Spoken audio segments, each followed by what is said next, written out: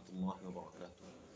পৃথিবীর মানুষের কাছে চাইলে মানুষ খুশি হয় না, মানুষ অখুশি হয়। আর আল্লাহ রাব্বুল আলামিনের কাছে চাইলে তিনি খুশি হন। তিনি চান যে বান্দা আমার কাছে আরো চাক। আল্লাহ রাব্বুল আলামিন প্রত্যেক আল্লাহ রাব্বুল আলামিন প্রত্যেক দিন, প্রতিদিন, প্রতি রাত মাঝরাতে এসে আল্লাহ রাব্বুল আলামিন তার বান্দাকে ডেকে ডেকে বলেন, তোমাদের কার কি প্রয়োজন আছে বলো আমার কাছে। আল্লাহ ডেকে ডেকে বলছে, পৃথিবীর কোনো রাজাধিরাজ কি আপনার কাছে এসে ডেকে ডেকে বলবে যে তোমার কার কি প্রয়োজন সেটা আমার কাছে বলো?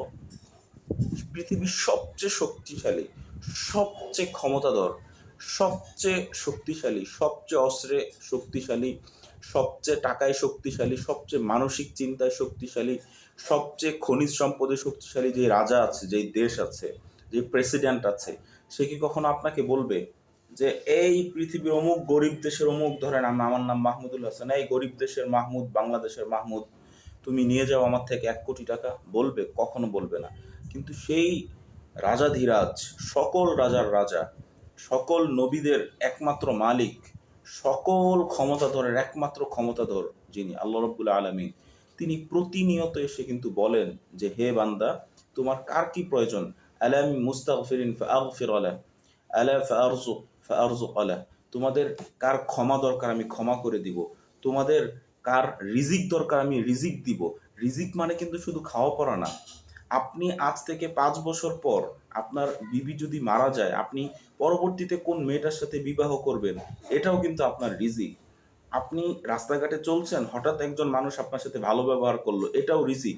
আপনি রাস্তাঘাটে চলাফেরা করছেন, একটা বিপদের সম্মুখীন হতে পারতেন, একজন আগন্তুক ব্যক্তি আপনাকে সে বিপদটা থেকে বাঁচিয়ে দিল, এটাও কিন্তু আপনার রিজিকের মধ্যে অন্তর্ভুক্ত। সো প্রত্যেকটা জিনিসই কিন্তু রিজিকের অন্তর্ভুক্ত। আপনার লাইফ আপনার লাইফ শুরু হওয়া থেকে নিয়ে শেষ পর্যন্ত, কবরে যাওয়া পর্যন্ত যতগুলো ঘটনা ঘটবে, প্রত্যেকটা জিনিস কিন্তু আপনার রিজিকের অন্তর্ভুক্ত। তো প্রিয় বন্ধুরা, প্রিয় মুসলিম ভাই বোনেরা, প্রিয় হিন্দু খ্রিস্টান ভাই বোনেরা, মনে রাখবেন সে আল্লাহ রব্বুল আলামিন কিন্তু সেই রাতের অন্ধকারে, সেই মাঝরাতে কিন্তু আপনাকে ডেকে ডেকে বলেন যে তোমাদের কার কি লাগবে, হ্যাঁ, সেটা আমার কাছে চাও আমি দিব। কিন্তু আমরা আল্লাহর কাছে চাই না, আমরা আল্লাহর কাছে চাই না। আমাদেরকে আল্লাহর কাছে চাইতে হবে। অন্তত আপনি যখন আল্লাহর কাছে চাওয়া শুরু করবেন, আপনি আল্লাহর কাছে তাহাজ্জুদ পড়েই চাইতে হবে প্রাথমিক পর্যায়ে, এমনটা সম্ভব নয়। কারণ হয়তোবা আপনি, অনেক মানুষ আছেন যারা নামাজই পড়েন না, তা আপনি তাহাজ্জুদ পড়বেন কেমনে? অন্তত আপনি মনে মনে তো আল্লাহর কাছে চান, আল্লাহ আমার এই আশাটা পূরণ করে দাও, আল্লাহ আমার এই আশাটা পূরণ কর। অবশ্যই সেটা হালাল, বৈধ, সেটা যেন আপনার উপকারে আসে, মানুষের উপকারে আসে, এমন কিছু আল্লাহ পাকের কাছে চাবেন। আপনি যদি চান যে শয়তানকেও খুশি করবেন, আল্লাহকেও খুশি করবেন, এটা কিন্তু হবে না। যেমন বর্তমানে আহ, ফুটবল বিশ্বকাপ চলছে। এই ফুটবল বিশ্বকাপে অনেকেই আল্লাহর কাছে দোয়া করে যে আল্লাহ তুমি ব্রাজিলের জিতাই দাও, তুমি আর্জেন্টিনার জিতাই দাও। এগুলো হচ্ছে শয়তানি দোয়া। এইসব দোয়া কখনো আল্লাহ পাক কবুল করবেন না। কোনো শয়তানি দোয়া আল্লাহ পাক কবুল করেন না কখনো, ঠিক আছে? এটা আপনাকে মনে রাখতে হবে। বরঞ্চ এটার জন্য আপনি আরো অভিশপ্ত হবেন, আপনি, আপনার উপর আরো লানত বর্ষিত হবে, ঠিক আছে? এই কথাগুলো মনে রাখবেন। তাই আল্লাহ পাকের কাছে সব সময় চান। আল্লাহ পাকের কাছে চাওয়ার কোনো বিকল্প নাই। আল্লাহ আপনাকে অবশ্যই দেবেন, অবশ্যই দেবেন, অবশ্যই দেবেন। সেটা যখন আল্লাহ পাক মনে করবেন যে সেটা আপনার জন্য উত্তম, তখনই দেবেন।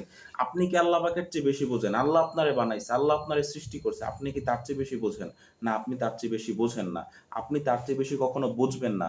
সেই ক্ষমতা তিনি আপনাকে দেন নাই। তাই আপনাকে ততটুকু পর্যন্ত ধৈর্য ধারণ করতে হবে, যতক্ষণ পর্যন্ত না আল্লাহ পাক আপনাকে দিচ্ছেন।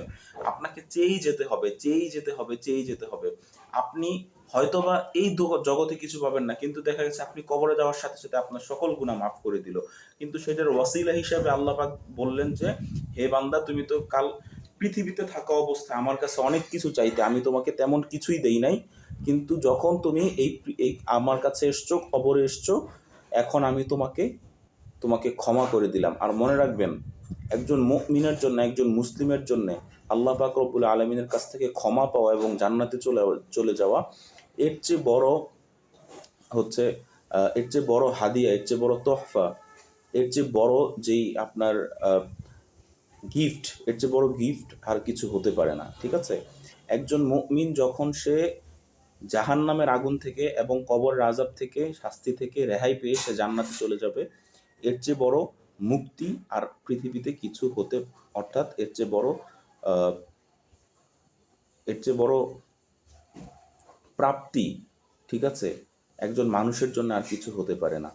সো এই কথাগুলো অবশ্যই প্রত্যেকটা মুসলিমের মনে রাখা উচিত। যাদের কাছে ভিডিওটি ভালো লেগেছে অবশ্যই সদাকায়ে জারিয়ার নিয়তে ভিডিওটি শেয়ার করে দিবেন এবং ভিডিওটিতে একটি লাইক দিবেন, কারণ এই লাইকটা দেওয়ার মাধ্যমে আপনি একটি ভালো কাজের অংশীদার হলেন। আল্লাহ পাক রব্বুল আলামিন সকলকে সুস্থ রাখুক, সুন্দর রাখুক। আসসালামু আলাইকুম রহমতুল্লাহি ওয়া বারাকাতুহু।